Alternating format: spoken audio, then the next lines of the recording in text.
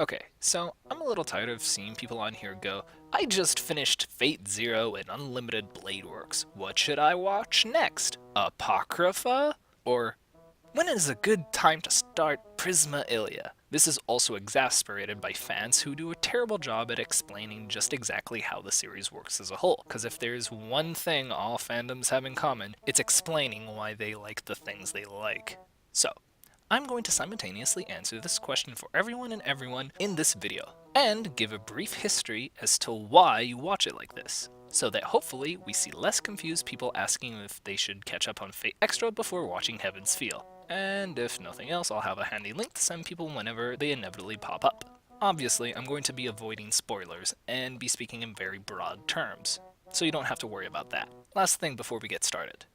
I get the majority of people on the internet are pedantic assholes that can't wait to jump at the opportunity to correct someone, especially if it's something they care about. But can we please avoid getting hung up on specific details, like what color Tosaka's hair is? No? Okay, I tried. The history. If you don't care about this, you can skip to the anime section at this timestamp. Long ago, in the ancient land of 1998 Japan, there were two guys, Kiniko Nasu and Takashi Takeuchi, a writer and an artist respectively. Together, they formed the Dojin Circle and later company Type Moon, and made a game/visual novel. This was Tsukihime. It was alright. A few years later, in 2004, they made another one. This one was Fate Stay Night, which will be the focus of today. Now, what is a visual novel exactly? Well, it's kinda like a choose-your-own-adventure book, but on a computer or gaming console instead of a book. Most people tend to associate them with dating simulators and hentai games, but to call Fate Stay Night a dating simulator would kinda be like calling Pokemon rock, paper, scissors. You're not wrong, but it's a gross oversimplification and you'll probably piss a bunch of people off. Fate Stay Night in particular is 1 million words long and broken up into 3 routes. They are, in order, Fate, Unlimited Blade Works, and Heaven's Feel. Each route is about as long as the entirety of The Lord of the Rings, and finishing each unlocks the next. Now, to be completely fair, a couple thousand of those words are dead ends from mistakes and repeated text from the beginning of the story. But the point remains. It also has a couple of light novels written in 2006 by Gen Urobuchi under Nasu's supervision. Yes, that Gen Urobuchi. The reason the story is structured this way is because each route is supposed to lead you into the next, each with its own specific character arcs, themes, and twists. Each moment carefully crafted to unlock more revelations about the characters and story as a whole, sometimes completely recontextualizing everything you know up to that point, and then doing it again, and again. Now, if you're like me and think reading is for nerds, there are a few anime adaptations you can watch instead, and this is usually the part where people get confused, because they don't know the information I just finished explaining. But since you presumably did hear that and didn't skip ahead, you should be golden and ready to go. The anime. First, you watch the 2006 Fate Stay Night fan edits. Some people seem to think you can just skip this one for some reason, and I have no idea why. I'm guessing they're also the kinds of people who say you can skip the first Pirates of the Caribbean movie. But whatever, I'm not the thought police. The reason we watch the fan edits is because this season was made in 2006. And the studio didn't know if they were going to get to make any more at the time. So they kinda awkwardly incorporated stuff from other routes that spoils things later on. Luckily, user SS Jokeji? God damn it.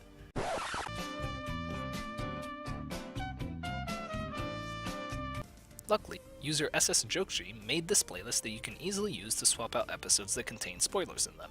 He also included a few episodes at the beginning from the UFO table version that we will discuss later, since the first 45 minutes or so are functionally identical in every route. But personally, I would save watching episode 0 until you start watching Unlimited Blade Works, for thematic reasons. If you can't be bothered with subtitles, you can just do this by hand on whatever site you're watching it on. It's far less elegant than the precision edits he made, but it should suffice if you don't want to bother. You can skip episode 6, jump out of 16 about a minute and a half before the end of the episode, about 21 minutes, skip 17 and 18, and jump to about 13 minutes of 19, and the rest should be fine. See? Quick and painless, right? Second, when you're done with that, you'll watch the 2014-2015 Fate Stay Night Unlimited Blade Works TV series. And this is where you watch that episode 0 I was talking about. Make sure to watch the TV series and not the crummy 2010 movie. That thing tries to tell the entire story of the route and it's barely 90 minutes long, so avoid it at all costs. Third, you watch the 2017-2019 Fate Stay Night Heaven's Feel movies, only 2 of which are out at the moment. Presage Flower and Lost Butterfly, with Spring Song, the last one, coming out in 2020. Lastly, you watch the 2011-2012 TV series Fate Zero, written by Gen Urobuchi.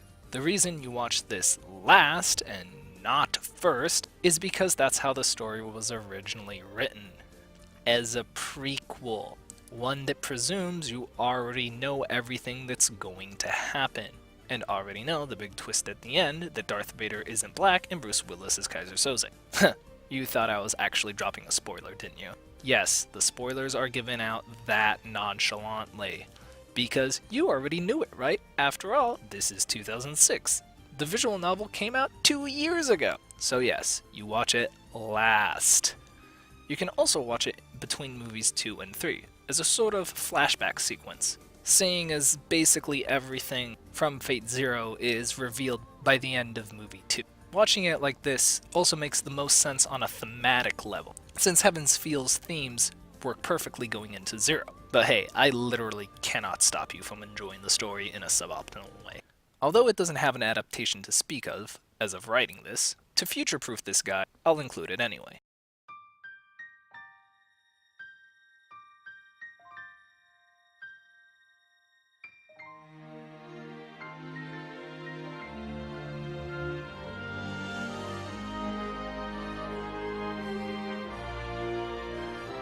Fate Hollow Ataraxia is the closest thing to a direct sequel Fate Stay Night has, and will serve you very well if you've exhausted all the other mainline Nasu series. Although they may be tonally and thematically very similar to Fate Stay Night and have overlapping characters, the other mainline series are not sequels, and are entirely self-contained. Hollow Ataraxia, on the other hand, reads basically like well-constructed fanfiction, complete with OCs and shipping. It also lays the groundwork, and acts as a sort of character bible for these characters in the future, giving them more quirks, storylines, and overall more fleshed out personalities. And that's about it. A complete guide to watching Fate Stay Night. Pretty simple, right? You could stop watching the video right now and get on with your life, but if you want more recommendations, you can keep watching. Fate Stay Night was by no means a first try. As a matter of fact, it comes later in Nasu's career. Nasu had written several things before Fate Stay Night. Remember that Tsukihime I flippantly dismissed earlier in the video? That wasn't a first try either. The first thing we know of is Mahotsukai no Yoru, which was written in 1996 after he watched the first episode of Neon Genesis Evangelion. He wrote it spur of the moment, and it's about 400 pages long. You know, as you do. It does not have an anime adaptation as of now. This was followed up by Kara no Kyokai, which have a multitude of amazing movies, animated by UFO Table. Then he wrote Tsukihime, and lastly Fate Stay Night. If his writing style and unique blend of urban fantasy, philosophy, pseudo-gothic, and back-alley fighting specifically appeal to your particular sensibilities, you'll probably enjoy the rest of these just as much. The spin-offs. These are probably the reason people find the series so confusing and hard to get into. I'm reasonably sure the majority of the confusion stems from these spin-off shows. This also isn't helped by the fact that people occasionally do a poor job of explaining the difference between the main series and the spin-offs. So I'll do my best to explain that here. Your Fate Stay Night journey is over. The rest of these are spin-offs and have zero bearing on the main story. Even the other mainline series I mentioned earlier have more shared continuity with Fate Stay Night than these do because at least they share characters and locations. But a lot of what happens in these are mutually exclusive with what happens in Fate Stay Night. If you want to watch a couple of these, be my guest. But people need to understand when somebody asks in what order you read the Lord of the Rings books, you don't need to include Beren and Luthien. Actually, no, that's a bad example. At least Beren and Luthien takes place in the same universe as the Lord of the Rings. Fate Stay Night is to a lot of these as Mario Brothers is to Mario Teaches typing. There are several spin-off series, ranging in all degrees of quality, but I recommend they all be watched after you've finished at least the Fate route. Warning, opinion inbound. Personally, if you haven't figured it out by now, I don't like the vast majority of these. I think they are unnecessary and serve little purpose beyond cheapening the mainline stories. The vast majority of them aren't even written by Nasu himself, so they don't even really capture the same interesting feel. But I'm going to do my best to present these all objectively. They are Carnival Phantasm, a parody series that references and spoils everything. Watch/read Tsukihime to get full enjoyment out of it.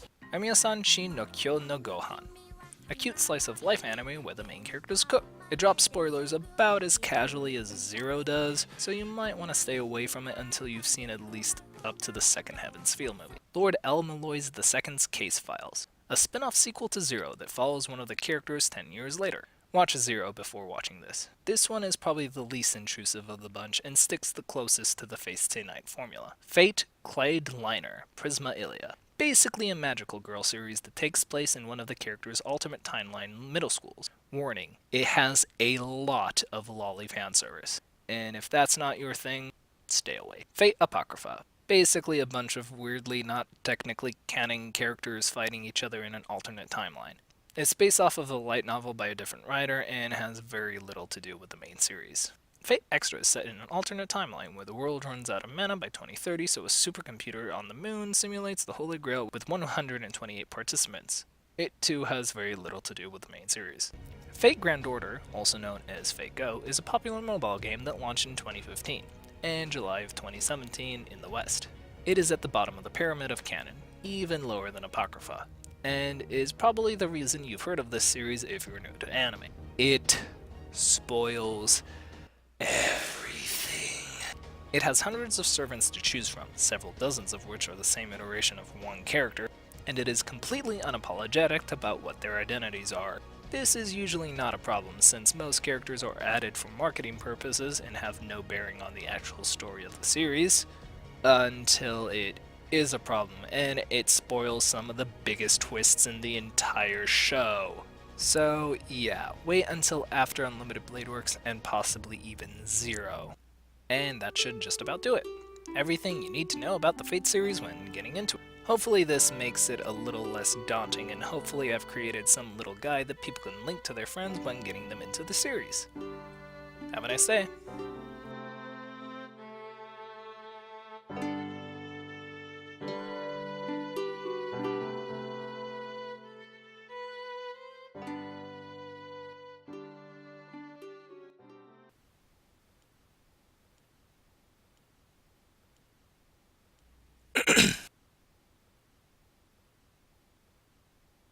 Fine, here's my tier list for best girls.